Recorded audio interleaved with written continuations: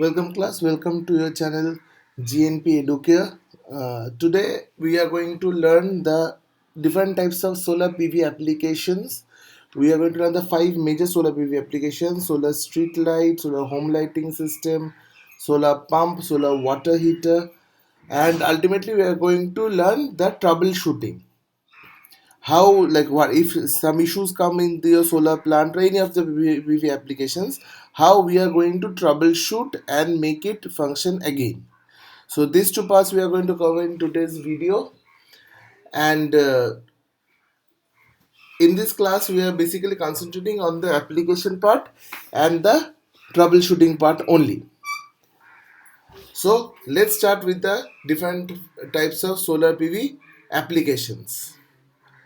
In the iLink, you can get the videos of the previous basic solar training part, and it is also mentioned in below in the description box. In this case, we are going to use few of the animated videos of different types of PV applications, whose video courtesy is also given below in the link. So if you want to see the video separately, you can check it from the link given below. So let's start with the solar PV applications. Here in this part we are going to cover the basic 5 appliances of solar. First, the solar street lighting system. Next, solar home lighting system. Third, solar lantern. Fourth, solar pump or agricultural pumps that is run by solar. And lastly, solar water heater. Okay, so let's start with solar street light. We will first go through the theory and then we will see a video to understand it more.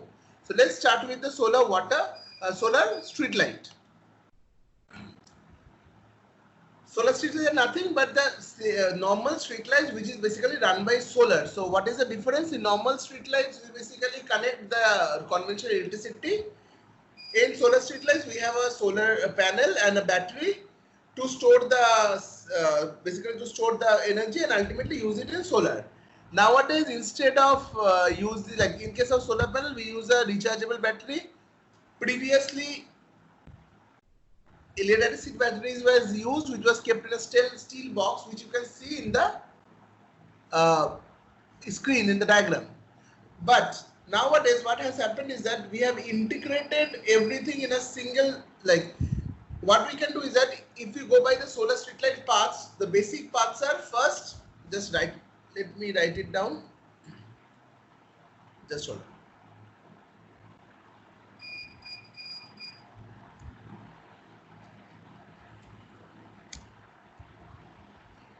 on. Okay, so if we are talking about solar street light,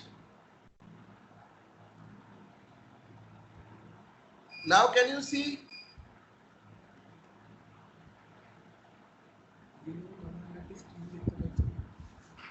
Vinodji, the screen is shared. I hope you can see it. In solar street lights, the major parts are first, obviously, the light. That is the normal light that we use. Vinodji, I think that might be some issues from your end. I can see another computer of mine that it is running fine. The screen is shared. So you can drop the call and again join. So the first is the light.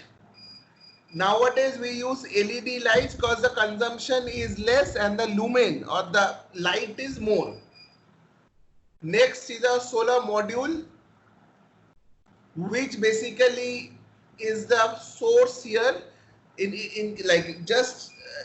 place of conventional energy, we are using solar module, which is the source. Third is a battery.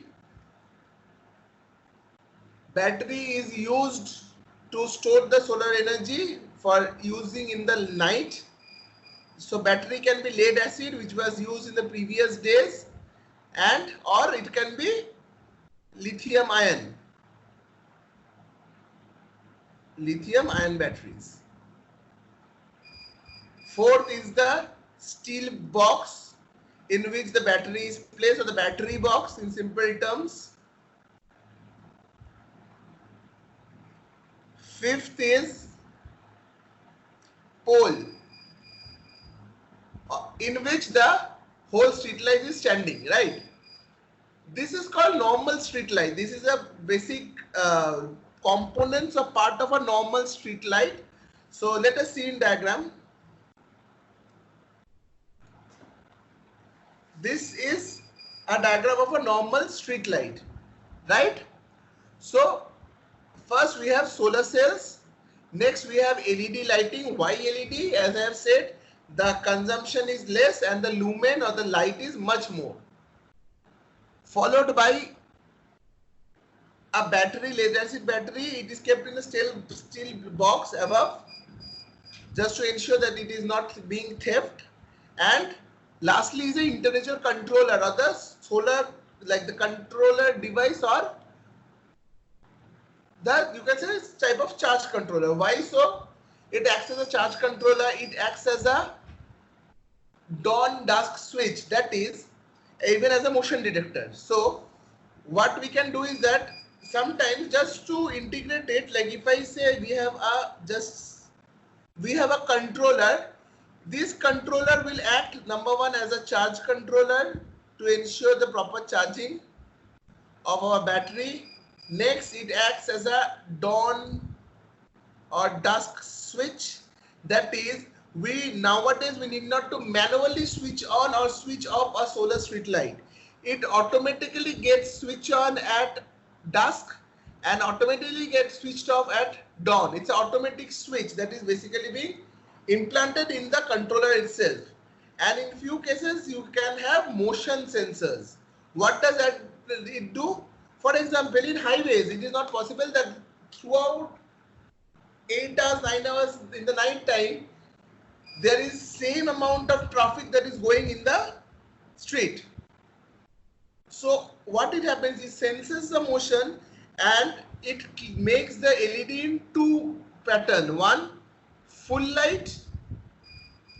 Next is dim light. We can't switch off street light in night, so one will be full and the next will be dim.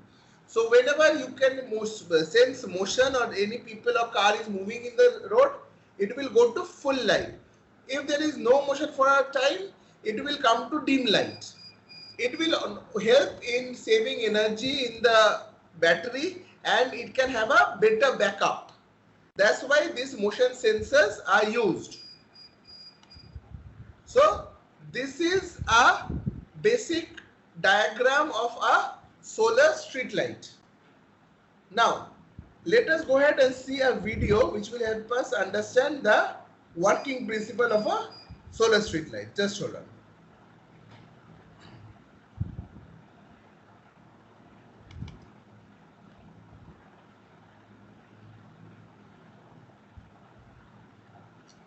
This will show how does a solar street light operates, that too with the motion sensor. So the motion sensor series, how does it work?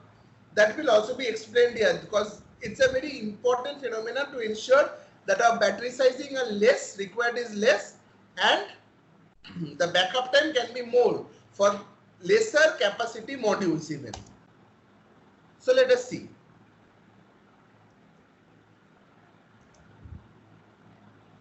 So we have taken a SUCAM solar street light. So how does a solar street light work? First we need to understand that.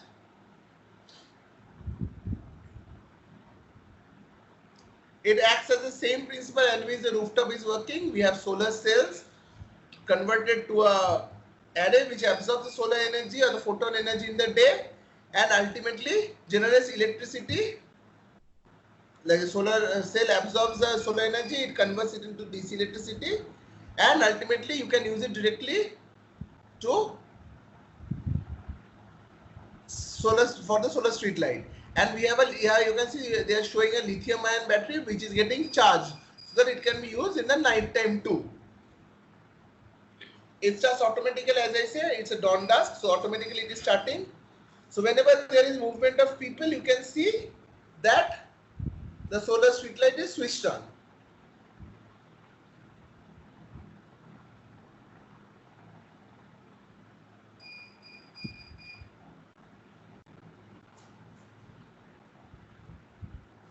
During the daytime, the battery recharges to the solar power again and this process goes on. So it's basically, you can see it's a vicious cycle. where the solar energy is getting converted to electrical energy, resulting in battery charging. This battery is basically glowing up the LED light in the night time, and again during the daytime the solar energy is getting, the battery is charged.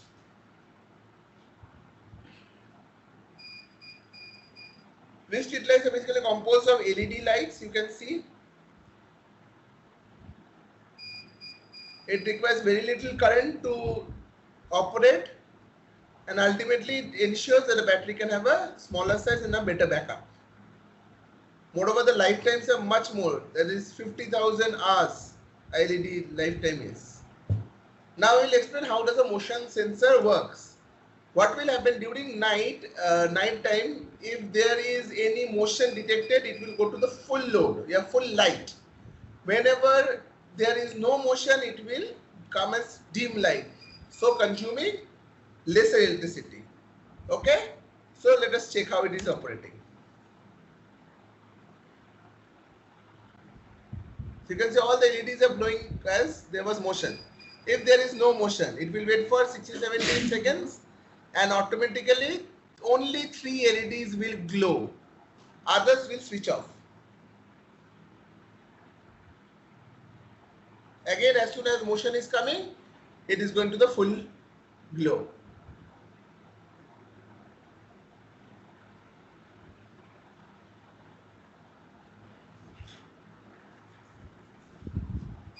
So what is the basic difference?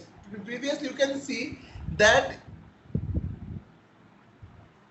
we in solar components, that's on right hand side, we have solar module, we have LED light, we have the normal fluorescent light and the battery. This is the old pattern solar street light or normal solar street light we are talking about. In this way, the sun way, the SUCAM's model, here the battery is replaced by a lithium ion battery which is inbuilt in the LED light cabinet only, so there is no point of power theft. Like what happens in normal street lights, there is a big possibility that people basically steal the battery, because there is a very much theft chances in case of batteries, because these DC batteries can be used in any rural area. So it's a very important thing that people go ahead and steal it. So just to ensure that theft is less, we can go for a semi-integrated method. In this semi-integrated, we are inbuilting the batteries in the LED cabinet itself. Okay, so it's a semi-integrated. Why semi-integrated? Because my module is separate and battery and LED are separate. For that reason, we can't use the normal LED, we need to use lithium ion batteries. So from here you can see the light intensity of LED is much more, whereas the consumption is only 60 watt in case of fluorescent light. Pole height doesn't differ. Again, what it is made up of? There is no battery box, no theft chance, and lithium ion battery that is inbuilt. And it has a motion sensor that is inbuilt in the front side of the LED side of the cabinet and the poles.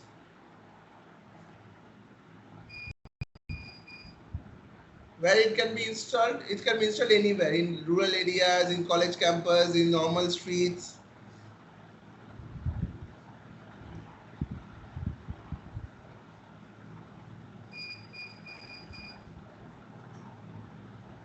In highways. Fine.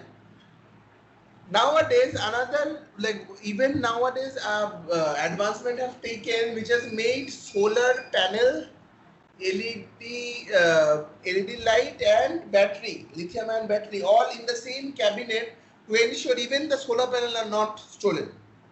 That is called a fully integrated solar street light. So solar street light is normal solar street light where we have separate panel, LED and battery in the battery box and pole. If we integrate the battery within the cabinet with a motion sensor, we call it as a semi-integrated. And if module is also integrated in the same cabinet, we call it as a fully integrated solar street light. This video was made by SUCAM, so the courtesy of video goes to SUCAM. Now, As we have seen, let us see what are the main parts. 5 main parts we have already discussed. First, solar panel, it can be monocrystalline or polycrystalline. If you discuss the main solar, like the main components of the solar power plant, let me open the page.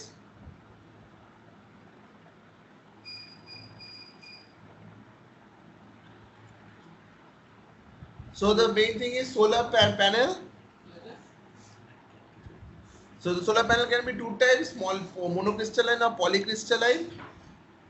Lighting fixture, or simple words we can call it as the LED cabinet. So LEDs have more like less consumption and more output. Next is rechargeable batteries. It can be, if it's a normal street lights, lead acid. If it's in new days integrated street lights, it would be lithium ion. Controller, which access two things. One, a charge controller. Next, as a dawn dusk switch. In higher version, you can even use motion detector. And lastly, poles in which everything is mounted. We will discuss the maintenance process of the street lights with this only. Okay. So the basic maintenance or the routine maintenance that we need to do every quarter for a solar street light is, we need to check the battery terminals, whether it is properly connected or not, and the battery voltage, so that it is not over discharged. There is a possibility that this over discharge and ultimately it is not getting charged as it should be. So we need to check the battery voltage and the battery terminals, whether it is connected properly or not. Next is sulfating of a battery terminal, whether the battery terminals are getting sulfated or not.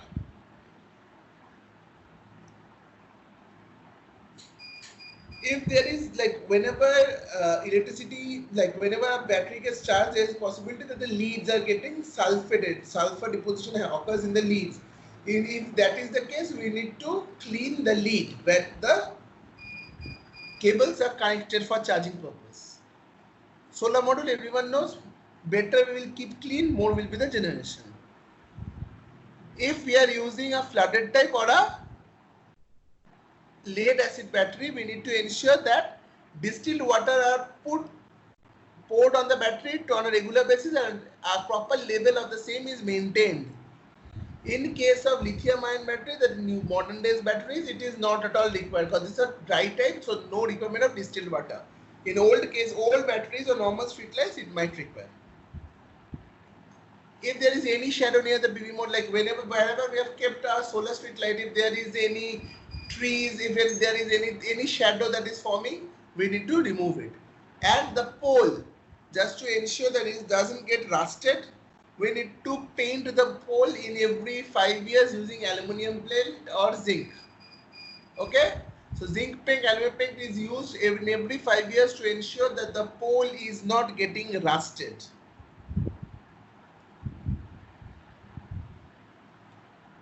This was the first application that we were learning. So just to solar street lighting system, just to conclude with the advantage and the disadvantage. Solar street lighting system are independent of the utility grid. So like we don't require any grid connectivity to operate a solar street light. It can operate directly independently. So the operational costs are less. It's a free, like a fuel free electricity for us. Solar street lights require much more less maintenance than conventional street lights. There is no external wires or cables, which ensures that the risk of accidents are minimized, and as the source of electricity is eco-friendly, there is no pollution that happens. Disadvantage: compared to normal conventional street lights, the investment is much higher. Risk of theft is higher in old pattern street lights, which is nowadays eliminated by using semi-integrated or integrated street lights. Snow dust accumulation, if occurs, and if the panel is not like cleaned properly, the production might hamper, or even it might stop the operation of the solar street light. And lastly, rechargeable batteries needs to be replaced Because any battery runs for, rechargeable battery generally run for 2 to 3 years. Lead acid battery for 5 years. So if we take the total lifetime of solar street lights, nearly 25 years. So we need to replace 4 to 5 times the batteries. So if we go by the lifetime cost, this lifetime cost increases.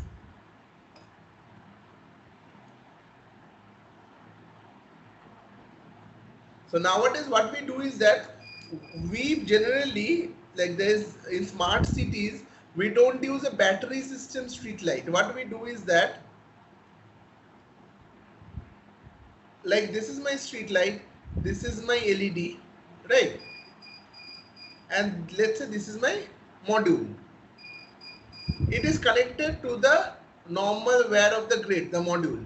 So instead of DC module, we use AC modules. That is a module with a micro inverter fit to it. There are a few manufacturers which prepare AC modules.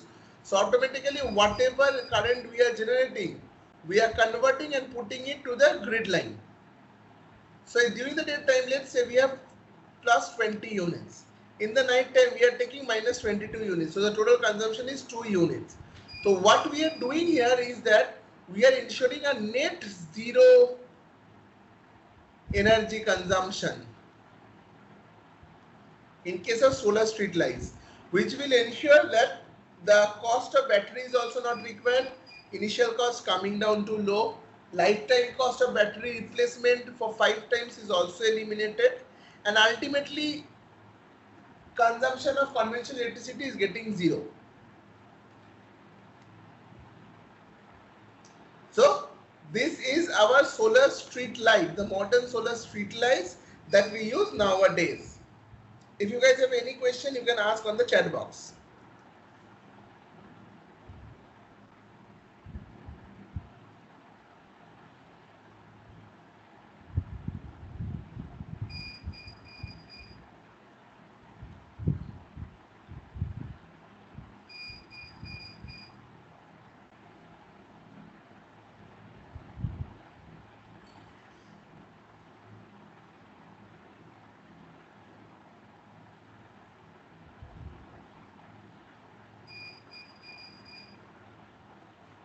Okay, so let's come to the fifth part.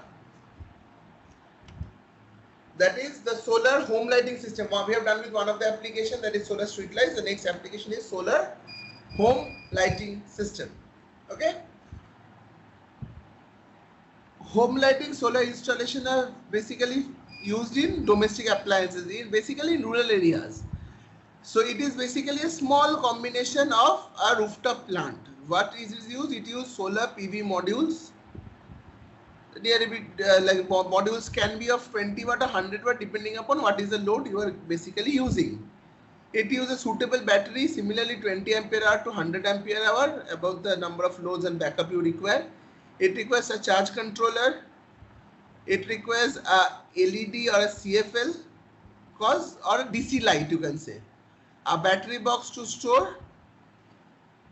If you want to like the module mounting structure or the pole, lastly cables and load. So if we go ahead, it is how it look like. Okay. So if we write down the component, just hold on.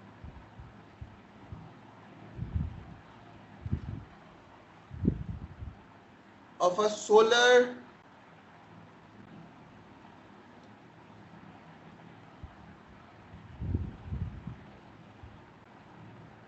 home lighting system.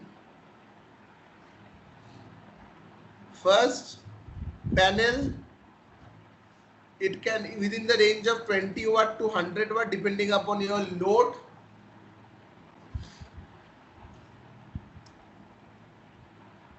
Battery, similarly 20 ampere to 100 ampere are. Charge controllers for charging the same. Poles for mounting the module, and lastly cables to connect. Sixth is load, that is what you want to connect. It can be DC light, DC LED light, it can be DC fan, it can be DC TV, and so on and so forth. So this is basically the major components of a solar home lighting system. You can say it's a mini rooftop system. Okay, even the charge controller, here you can see this black box just looking like a CPU is basically the charge controllers. So these charge controllers also have USB facility for charging mobile. So mobile charging USB facility is also present in home lighting system. Okay, so let us see how a home lighting system works.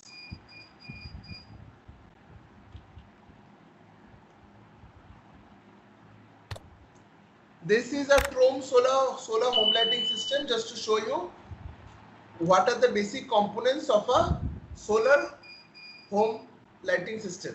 Okay, just opening up the video.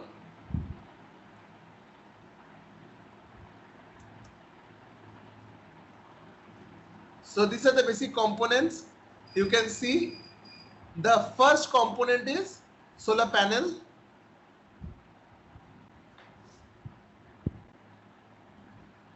Next are the LED light, the DC light or the LED lights, the panel first. Next is DC light or the LED light.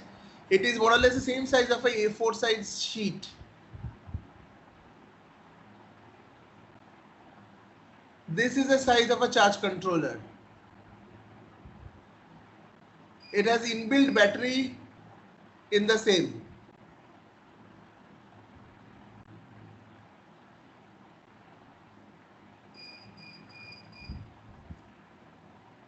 This is a DC light.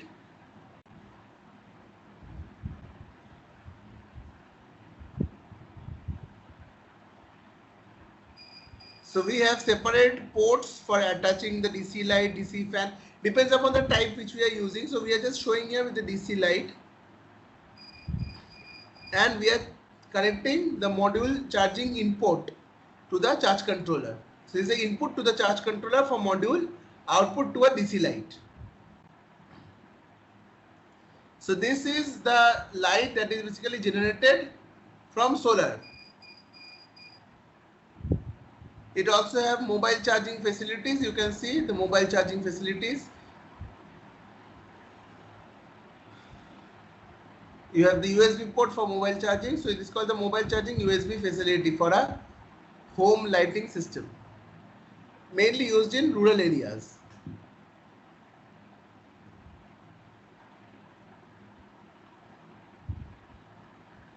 So even if you don't have the pole, you can keep the solar street light.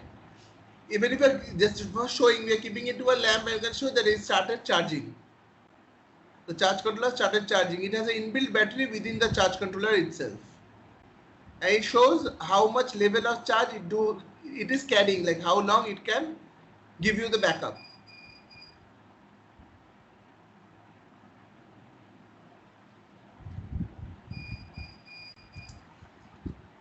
So this is basically a home lighting system. Again repeating, depends upon type to type, but generally a home lighting system would have a panel, charge controller with an inbuilt battery to it,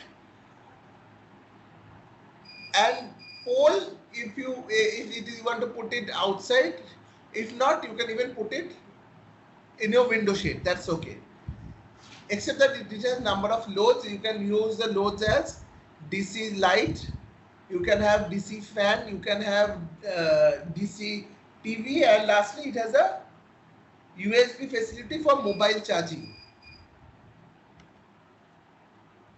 This is the basic component type. Like we can have a 18 watt peak solar module, 37 watt peak solar module, or 74 watt peak solar module. It will show what amount of like load we can connect, how much lamp, how much fan, whether we can connect a fan or not, and what is the battery that is connected, and the total component that is there for a system. You can have a look of the solar home lighting system, the types of solar home lighting system.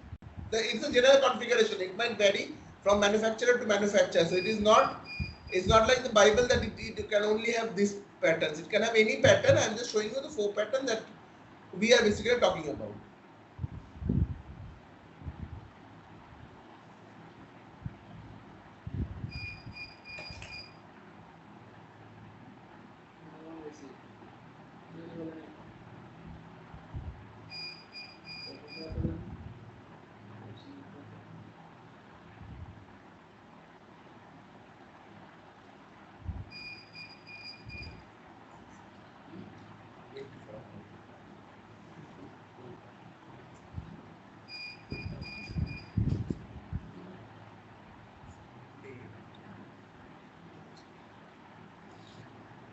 Okay, so next we are showing the if we want to use DC light, fan, mobile charging, then the system is called as a home lighting system. If we want to use only the light, it is nothing but solar lantern. Okay, so the solar lantern is basically it's a type of home lighting system, you can say. The solar lantern has modules, battery which is basically inbuilt within the lantern itself, the lighting fixture which have 2 facilities. You can, like the electronic part, which will ensure that you can keep the light in full condition, you can dim the light, and accessories or cables to connect it. So just to write, if you're talking about a solar lantern,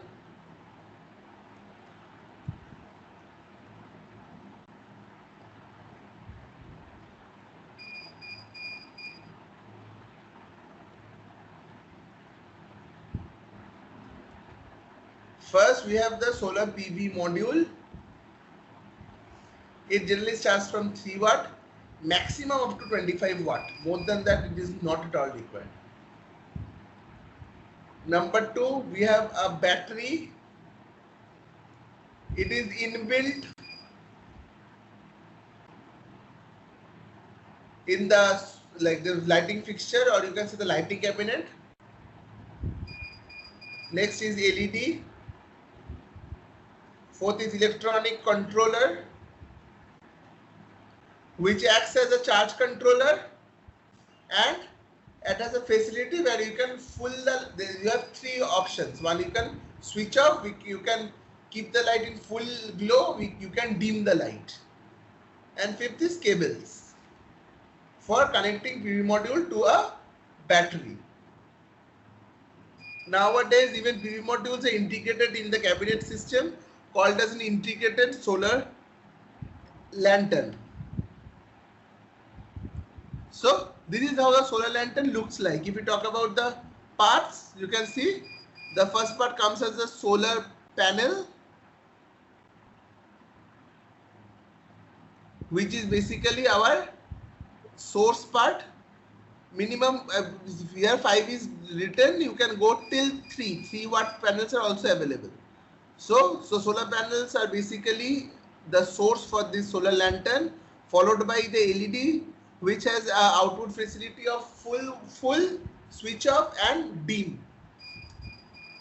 And lastly, the rechargeable battery, which is basically a sealed maintenance free battery or dry type lithium ion battery, for simple example. And or it can be sealed maintenance free lead acid battery. Sealed maintenance free doesn't require distilled water or anything to put. Okay, so this type of rechargeable batteries are basically inbuilt in the lighting cabinet, where it has the LED light. This application is basically solar lantern. It is used in corporate and social activities or NGO activities, and it is given to different people. Okay, mainly in the rural areas. The other 2 systems are electronic part or the charge controller, which ensures that the solar, the charging of the batteries are as per the level. It is not more overcharged or it is not undercharged. It ensures the overall efficiency, so that the efficiency is more than 80%. Like whenever the solar panels are heating, because it's a DC to DC conversion, So there is no AC conversion, so it ensures the efficiency should be more than 80%. It ensures the lighting current should be at least, so that it is not used the least as 1 milliamps. So it is, even in case of it is not used the wastage of a battery discharging, even if you are not switching on a slide, battery discharging takes place 24/7. This electronic parts or the controller part ensures that the battery is discharged at a mere level of 1 milliamps, so that the battery discharge doesn't happen at immediate basis. And lastly is the protection system, so that if anything happens, a blocking diode is given. So if by any chance overcharging or undercharging of solar panel happens, the LED fixture and the battery is not damaged. So the protection system is given in the same. Okay, so till now we have learned two applications. First, solar street light which can be used anywhere. Next, solar home lighting system used for home appliances in rural areas mainly, or in areas where there is severe electricity cut.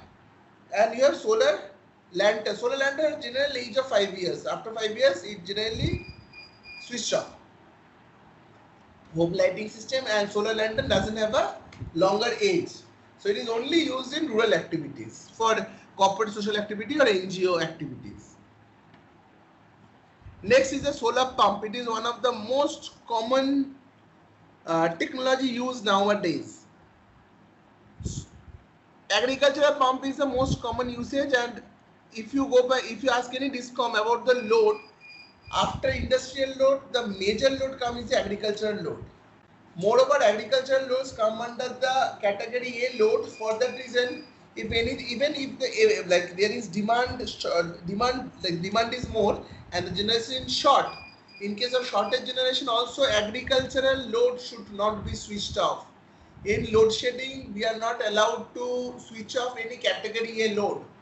Agricultural load, hospital loads are coming as defense loads, research lab loads. It's a considered, even for medication, these are considered for category A load. Okay, so the major agricultural load comes to solar pumps or pumps. So nowadays what has happened, we have converted this pump technology from grid to solar street lights. Like we can use solar panels with the help of a controller or a VFD, variable frequency drive, to convert it to solar pump. So what we do is that if we go ahead and classify the components,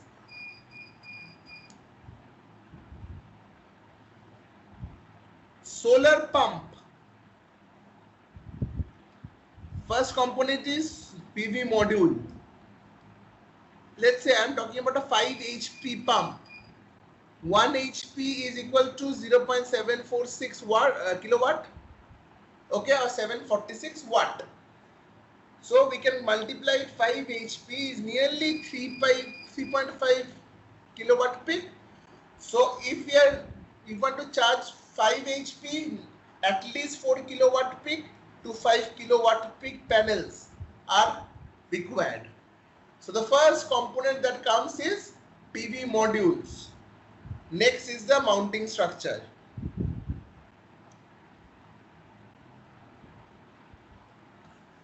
That is in where the PV modules will be mounted. The mounting structure, the HDGI structure, made of HDGI. Third is a VFD. VFD is variable frequency drive. Reason: the solar which is basically generating can't have a common frequency. Even the pump, the load might vary, so the frequency also will vary. So we need a variable frequency drive controller to operate a solar pump. Here there is no storage, it will only operate in the daytime. Moreover, agricultural loads are only required in the daytime. So there is no point of any storage using for the same, because pump load is a very high impulsive load. We can't use storage facility for the same. So we directly convert the PV energy through the VFD and put it to the pump. Pump, as everyone knows, can be DC pump or AC pump, can be submersible pump or surface pump, or even it can be like, depending upon the age of the pump, if it is not a very old age pump, even the conventional pump can be connected with PV module through a VFD to generate electricity. Fine, except that it has accessories. Accessories are basically cables to connect, switches to or switch it on, and pipes. Okay, so these are the major components of a solar pump. Let's see. As we told, the major three components. First is the solar panel. How we need to find the capacity, I have already told. We need to multiply the HP of the pump with 746 to get what is the total wattage, and after that we need to divide it, right? Next is the controller, or you can tell it as a VFD, variable frequency drive. It ensures that even if the voltage is too low, like if generation, it's a cloudy day, so the voltage would be low in the solar module, even in that case the pump should operate. It also increases the lifetime or the life cycle of a pump by reducing the requirement of maintenance. Lastly, the pump, as we know, it can be AC or DC, submersible or surface pump. So let's see, how does a solar pump, agricultural pump, operates.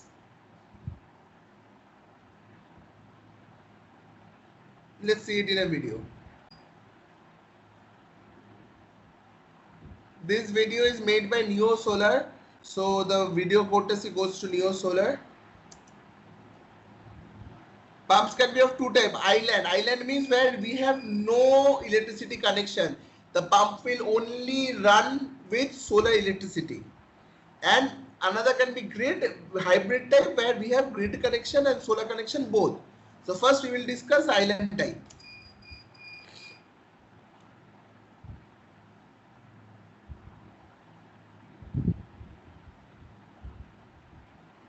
First, outdated system. There is an old system where we generally use generator, because as there is no electricity or grid, we need to use generator.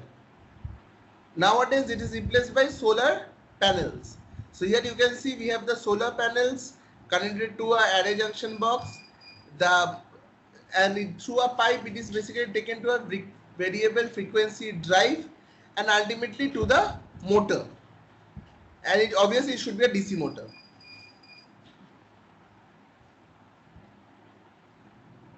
So once the electricity is starting, the pump will generate and ultimately our solar pumping activities will start. This variable frequency drive will ensure even whatever be the condition, even if it's a cloudy day, the panel is not generating enough voltage, even it will ensure that the solar pump operates. Next is like AC pump. In the AC pump, what we need to do is that we need to have a battery system and a solar inverter for converting the DC current to the AC current and ultimately operating the solar AC pump. So from there we are first, basically it's a volt charger from where we are charging the batteries and ultimately going to, in such cases even at night time you can use for a longer time. Now the modern techniques that has been derived by Neo Solar. For surface pump, we are talking about surface pumps.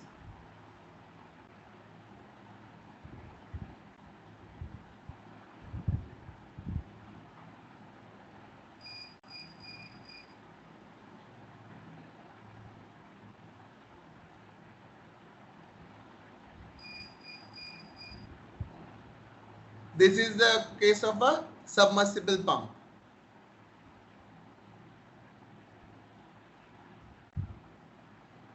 Even if you want, we can have a tank where we can store the water for night purpose, and from the tank during the night the agriculture operation can happen.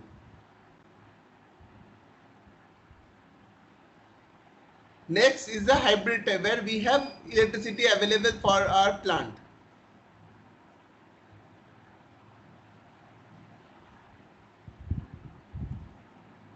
In that case, we generally use it with a power box. We don't call it as a drive, because it's a power box where we are having the connection from grid as well as from solar. So whenever night is happening, you can see that the solar is switched off in case of night, and the grid is switched on. In case of days, the solar will operate and the grid will be switched off. So the pump can operate on 24/7 mode in such case.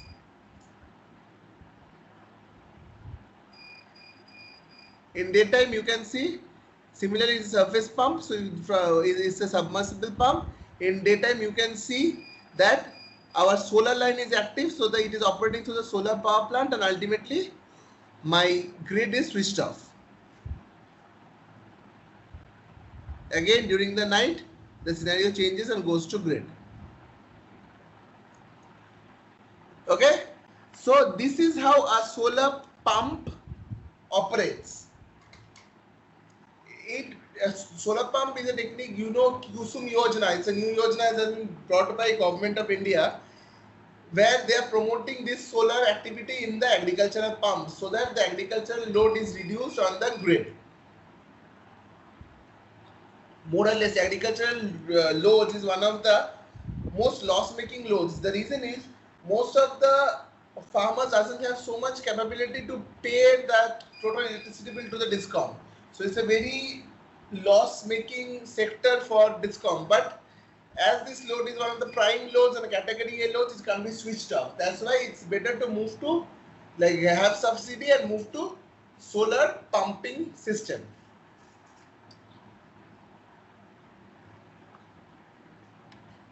Next is solar water heater. The next we are going to learn is solar water heater. Solar water heater is nothing. Here we basically convert the solar energy to heat or the thermal energy. So here what we do is that we use the solar collector. Here we don't use the photovoltaic panel. Instead of photovoltaic panel, we use tubes, and it's called a solar collector. So in this case, the solar collector basically collects the solar energy, converts it to heat energy or thermal energy, and ultimately use it to store heated water. So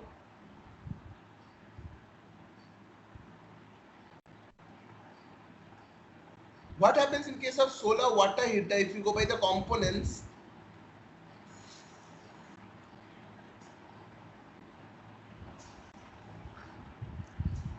in case of solar water heater, we don't call it as PV module, we call it as collector. Okay, there are various types of collectors we will come to discuss later on. So we don't call it as solar modules, we call it as collector. After collector, we have the water tank. It is a resistant water tank. Why? If we are using hard water, we require 2-layer water tank. If we are using soft water, which has less iron content, what is the difference between soft and hard water? Hard water has higher iron content rather than soft water. So if you are using hard water, 2-layer water tank is required. If you are using soft water, 1-layer water tank is more than enough. So if you have water tank, and lastly pipes and cables for connection. Collectors, as we discussed, can be of 3 types. One is flat plate collector. Next is ETC, evacuated tube collector. And lastly is parabolic collector. First, if we are talking about flat plate collector, so how does it look like? This is generally a flat plate.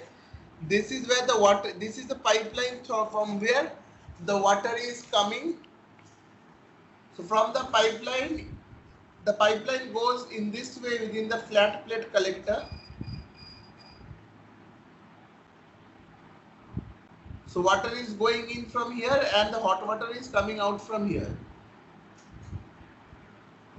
Cold water is going from here and hot water is coming out from here. And the whole plate, whole surface of the plate is used for heating this water. So it is called as a flat plate collector. What happens in case of evacuated tube collector is we have two tanks. One tank, this is called the hot water tank. This is called the cold water tank. So here generally water stays and water is pushed through these pipes, which is called as the evacuated tube collector. Water is pushed through this pipe to the above tank. While pushing through this pipe, this water gets heated and ultimately stored in the above tank. What is the basically flat plate collector is much more rigid than an evacuated tube collector, because in case of evacuated tube collector, if one tube is destroyed, we need to stop the whole operation first. We need to replace it and only then we can operate. You can say these are a series connection, because we can't keep it once it is destroyed, you can't keep the tanks filled with water. So ultimately it's less rigid and it requires much more maintenance, but the cost of evacuated tube collector are much lesser than flat plate collector. That's why nowadays evacuated tube collectors are used majorly. Parabolic collectors are a type of water heater collector where it is used for converting heat into gas for cooking purpose, which is generally used for community cooking purpose. For example, Brahma Kumaris. In Brahma Kumaris, we use parabolic collector, like the shape is like this, where solar sunlight comes to a point, because it's a parabolic collector, right? And here, this is the collecting source. So what happens whenever the solar lights are coming to this parabolic plate, it is ultimately putting it to the focus, just like optics. It is putting it to the focus and creating a heating point in the collector, and ultimately here the collector is basically used to generate gas for cooking purpose. Okay, so the different three types. Let us see what is the basic difference between the three types of collectors. First, the evacuated tube collector.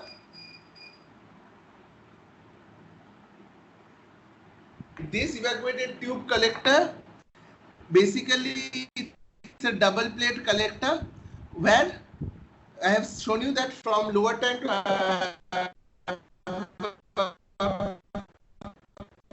tank it is evacuated tube. Now on the other hand, flat plate collectors are basically thin rectangular box and the tubes are attached to the absorber plate. Okay. Lastly, is the most expensive one is a parabolic collector, which is only used for community cooking purpose. It can't be used for normal purposes.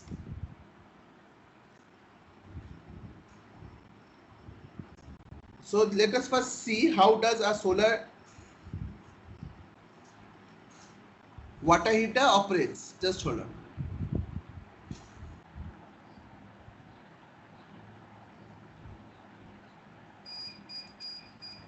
So in this diagram you can see it is basically an example of a flat plate solar water heater. This video is made by Educational World, so the video courtesy goes to Education World. Now you can see the sunrays are coming to the solar flat plate collector. The water, now if you remove the flat plate collector, you can see whatever I was telling. Inside there is tubes. Okay, so the tube through these tubes water is coming in. So it is basically the storage tanks. So whenever the solar, like it's a copper pipe through which the water is going, so the cold water is coming to the tube, absorbing the solar light from the flat plate collector, converting it to heat, and ultimately you can now see the cold water will be shown as blue and hot water as red. So it is collecting the heat from the flat plate collector, and ultimately the hot water is coming out from the other side, which is basically used for domestic or hotel purposes. So from here you can see cold water was coming to the pipe and ultimately hot water is going out from the pipe. This is how a solar water heater operates. So if we take the basic component view of a solar water heater, the first we have collector. It can be evacuated tube, it can be flat plate, it can be parabolic collector. So these collectors basically collect the heat or absorb the heat, sun heat, and pass it to the fluid which we want to heat, in this case water. The heat transfer takes place within the collector itself and it is used for storage. So the heat exchanger here, as we can see from the video, the heat exchanger was a copper pipe itself. So through the copper pipe the water was flowing and ultimately it was acting as a heat exchanger. Then it is basically stored in the storage or the tank, and ultimately the tank, like from the tank, it is used for the domestic warm water usage.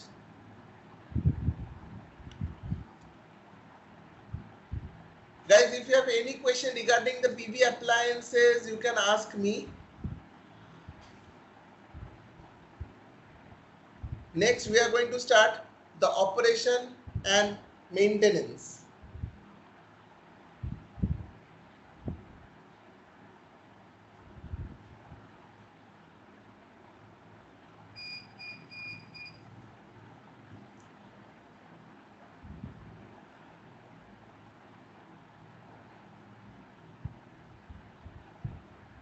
Is there any question, guys?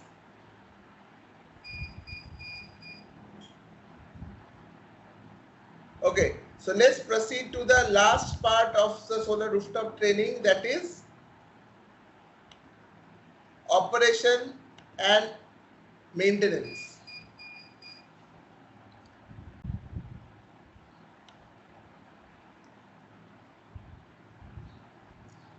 Okay, so in the class we have learned about the different types of solar configuration, how to calculate the component, do the system design sizing, manual designing, creating of bill of materials for the same, designing the same in software, and ultimately to the different types of application and how to install it in real life in both RCC and corrugated sheet. The last part comes is once we are done with the installation, next comes is a post-sale service. Post-sale service is to ensure what are the basic troubleshooting that we need to follow for the operation and maintenance. Fine. So in this part we are going to cover the troubleshooting of the solar system.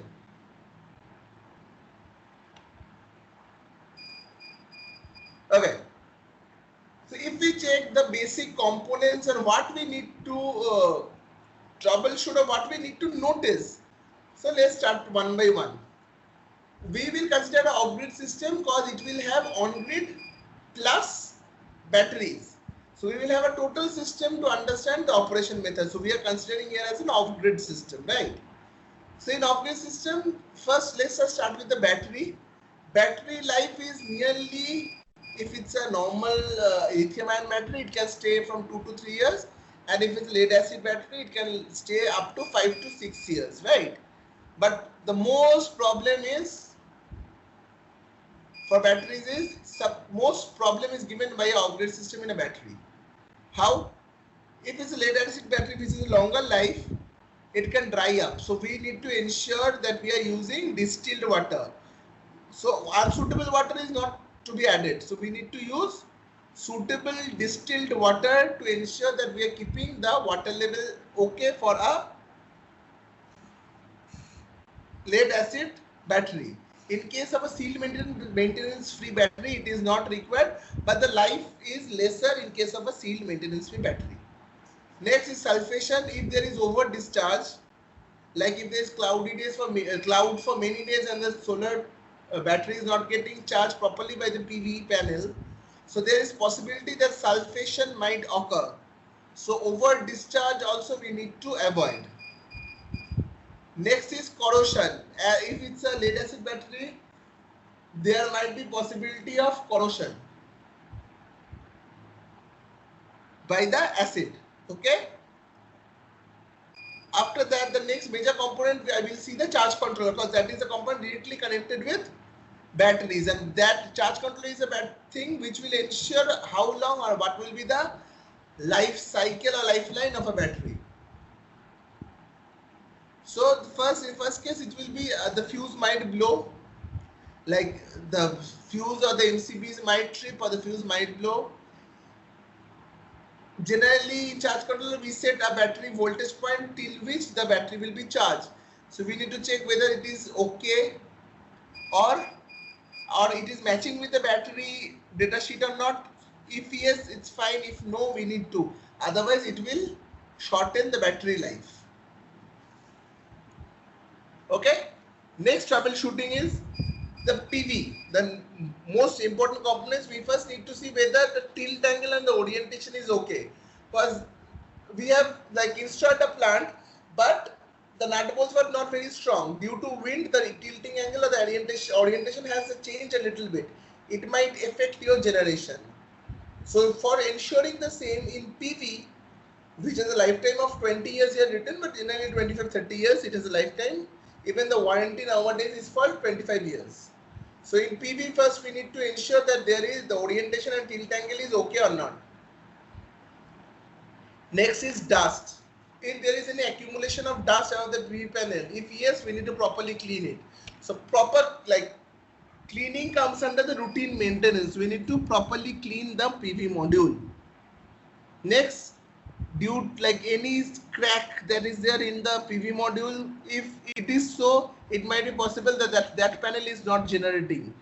Okay, so we need to replace that panel. So if there is any crack by stone, we need to notice that too, because in case of schools or in case of areas where it is putting in nuisance area, there might be people who are throwing stones on the panel or creating crack to it. Shadow, if let's say it is in a residential house and if there is any tree beside that, we need to ensure that the tree shadow is not coming to the panel. If it is so, we need to do vegetation management or shadow management. We need to cut off the trees branches. Lastly, to ensure theft, if it's put in an isolated area, like if a solar panel is used for telecom tower power, we are powering a telecom tower using a solar power. So in such cases, there might be possibility that people might steal the solar module or the battery. So theft is a point that we need to notice. Next, if you are using off-grid system, DC light have a age of 1 to 2 years only. So it might, like if it is not replaced in a proper time, it might blacken up, causing like lesser light, or sometimes due to undercharge or overcharge, it might also damage the battery or the charge controller. So DC light needs to be replaced in every 1 to 2 years. Cables, proper connection of cables. Is there any voltage drop in the cables or any short circuit, open circuit in the cable? Even we need to check from rod and bites. Sometimes what happens is that in areas where there is rats, they might cut off the insulation of the cable, creating short circuit or open circuit. So we also need to check rod and bites for a cable insulation part. Last, switches, sockets. Is there any crack, contact failure or short? And if you have appliances, if there any any shorting that has happened in the appliances, which might ask for more electricity and damage the whole system. So you can see in PV module, the first problem or the common troubles that we can get is low or no power. Sometimes there can be low power or sometimes there can be no power at all. Okay, so what can be the causes? One can be wrong tilt angular misorientation or accumulation of dust. There might be like anyone has thrown stone and the glass has become cracked.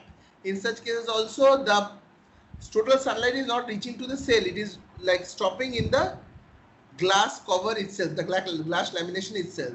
shadow due to trees or any other activities, short circuit, any short circuit has happened or any loose connection has happened for the PV module. So now let us see how does a solar module can be tested or solar panel can be tested. Just let us see a video of panel testing. This testing was done in E-Marine Systems. They are just showing how us testing of solar panels can be done. So let us come to the point. This is a solar panel. This is the junction box. That is the inside of the solar panels where all the modules are connected, all the cells are connected in series, and ultimately these two are the output points. That is, these two are the positive and the negative point of the solar panel. This remains under a protected box called as the junction box. So first we need to check whether there is any loose contact in the junction box or not.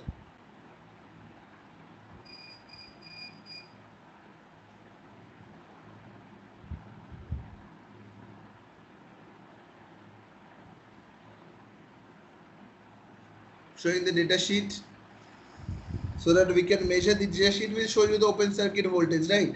So automatically your voltage, whenever you are putting it on sun and connect it with a multimeter, in this case it will show you the voltage, right? So let us check.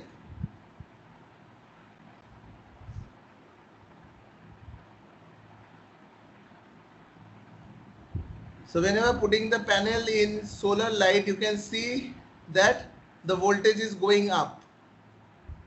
Now if my tilt is less, the voltage is going down. So for shadow, as we have kept it, the voltage has gone down. So if we are giving shadow, the voltage will automatically vary. So the voltage in this case was 21.7. So you can see from the video, when we are facing the module to the sunlight, the voltage was showing as 21.7, nearly to 21.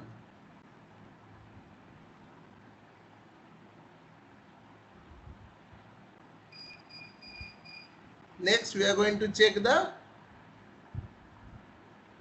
current. So we'll change the setting to current and let us check.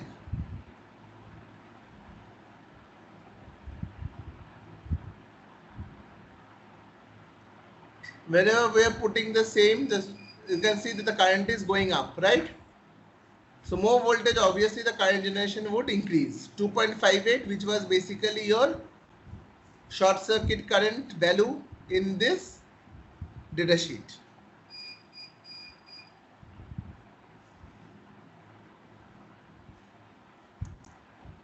Okay, so the video courtesy goes to E-Marine system. From here, if any panel, we can see that the panel generation is not as much. We can check each and every panel and we can tally the voltage, the open circuit voltage, the VNP and the INP from multimeter, whether it is properly functioning or is there any problem. Sometimes even junction box, the connection might get loose. We also need to check that.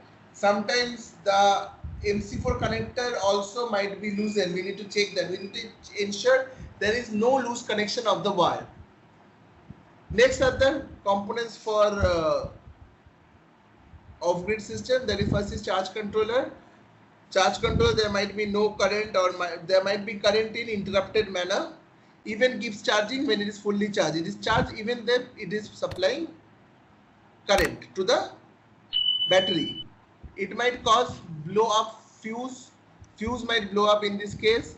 As we have said, the battery, it might be possible that the battery has a charging voltage of 12.4. We have set the charging voltage as 12.8. Ultimately the battery will be damaged. So we need to check that our set point voltage in the charge controller and the battery floating voltage is same or not. There shouldn't be any loose connection of wire or there shouldn't be any malfunctioning of the internal circuit, because generally it's an electronic circuit, just to ensure there is no malfunction of the electronic circuit. Last, battery. Battery is the most critical thing for our off-grid system because it can be easily discharged. It can be charged from solar light. If it is totally discharged, we need to charge it from electrical light, like boost charge from electrical connection only, and then only the solar can keep it charging. Or it might be possible because if you're talking about the battery, there are multiple cells in the battery, so there might be possible that the unequal cell voltages are there in the battery. It might cause the battery solution might dry up. Then some we can lose connection, or the battery, whenever the battery is charging, it is going for high temperature. We need to look that there shouldn't be any leakage of electricity or any loose connection. Lastly, balance of system is whenever we are not getting any, like we need to check whether there is an open circuit or short circuit or grounding.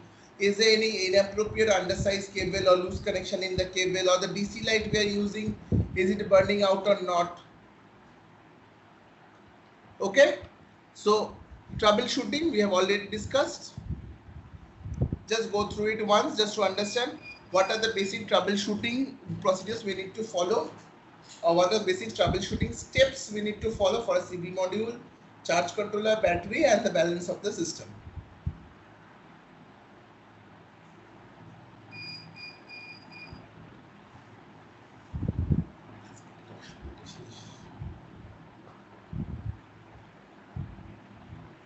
Okay, the next part is the safety standards and regulatory requirement.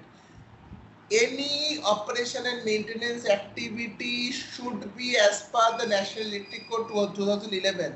So whenever we are doing any operation and maintenance activity, we should be well equipped with safety PPEs. What does that mean?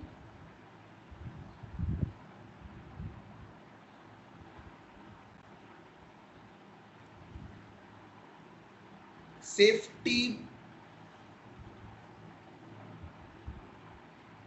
PPEs, that is person protection equipment. This PPE contains, first of all, safety jackets,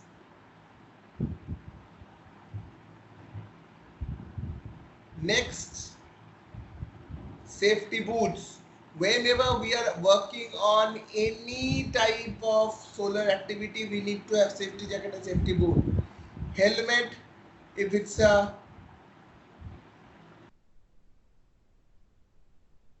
helmet, if it's basically a high-rise building. Safety goggles in case you are doing welding activities, and safety hand gloves.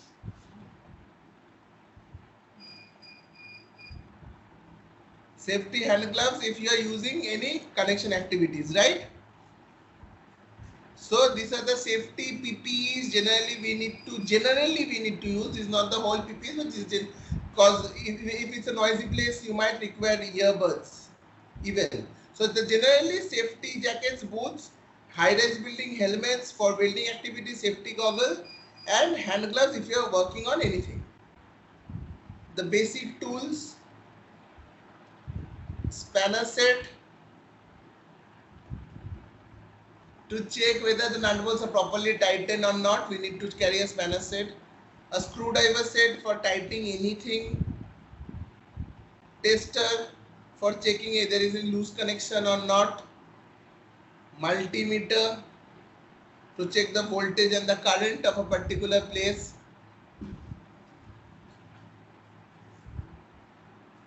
Lugs for connecting cables if by any chance few cables are loosely connected. Okay, so these are the basic safety PPEs and tools we need to carry for any operation and maintenance service as per National Electric rule, right?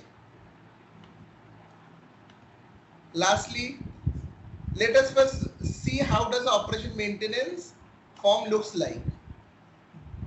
This form is basically an operation and maintenance form. Whenever we go to a site, we need to fill this form to ensure that we have done operation and maintenance from our side, and we need to get it signed from the local authority or the client, whoever for whom we are doing this operation and maintenance.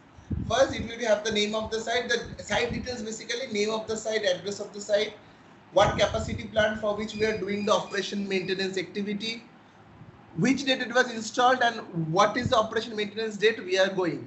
who is doing it, and if there is any customer raised by the complaints raised by the customer, or whether we are going it for routine checkup. Okay, because operation maintenance, in operation maintenance we might go for a routine checkup too. Next is a visual inspection. First we will check everything visually without using any of the tools.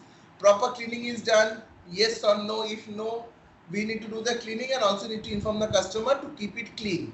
If there is any structure problem or rupture that has occurred in the structure, any unusual shading, if the shading is due to trees, we can do the vegetation management from our side, or we can request the client to do it at their cost. Next, inverter display, it is showing, though the inverter might perform okay, but the display might not show. So we need to also check the inverter display. Is there any damage or any marks above the inverter? So it's a visual inspection of the inverter. Module, is there any breakage in the module or any marks in the module? Is there any breakage in the PVC conduit through which the cable is taken?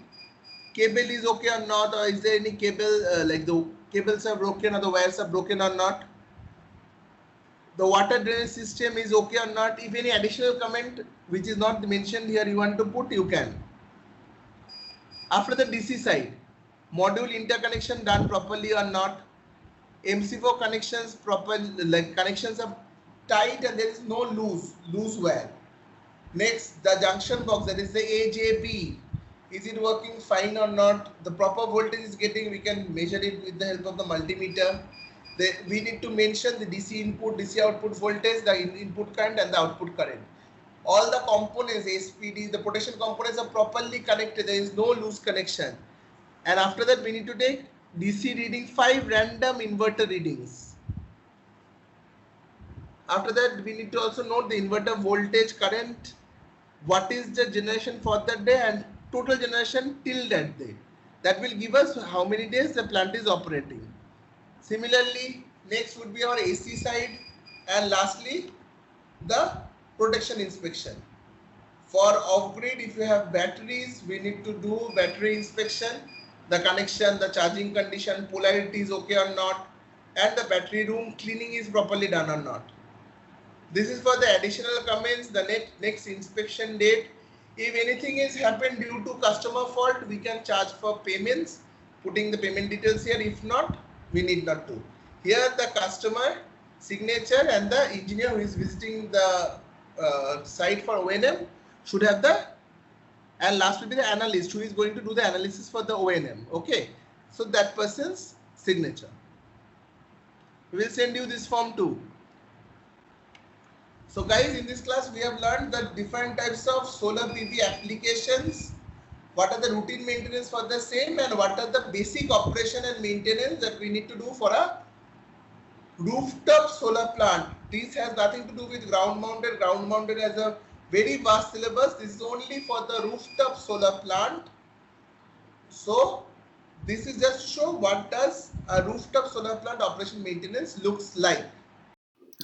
So class, today we have learned the different types of solar PV applications along with the basic videos of them. How does it operate, what are the major components, and how can we can have a basic knowledge of the solar components. But if we check, solar components individually has elaborate explanations, and we are going to do the same in our advanced course, which we are going to start from February 2022. So stay tuned for that advanced course. And in the advanced course we are going to cover all the renewable technologies basics and mainly focus on the solar technologies with an elaborate explanation of each and every component, each and every application, and so on and so forth. And for the O&M part, you can see from the screen that O&M integration is a big part. It does not only concentrate on the troubleshooting part. It has a basic training, administration, maintenance, operations, engineering, and so on and so forth. So it's a vast part. We are going to cover it in a single video in the advanced section. So when we are going to go for the advanced training, we are going to cover a separate video for this operation and maintenance of different plants, showing a live plant, how we do the operation and maintenance. And as we say that if any student who want to do the internship or a basic in hand training in the O&M part or any solar site survey and all, they can write us in the comment box. We can allow them to do the internship and have a hands-on training free of cost in our firm, and they can have a hands-on knowledge so that they can apply in different companies and sometimes even in our company. So when we do the recruitment drives, as we said. After this class, we are going to go for the SketchUp tutorial. We are going to have 5 videos for this, knowing the basic knowledge of a SketchUp. It will only concentrate of how to basically build a SketchUp knowledge, and ultimately do the shadow analysis of a plant which we are installing. Because this is basically basic training, right? In the first part, we have covered the AutoCAD, from where we have learned how to do the basic module layout and the SLD of a plant.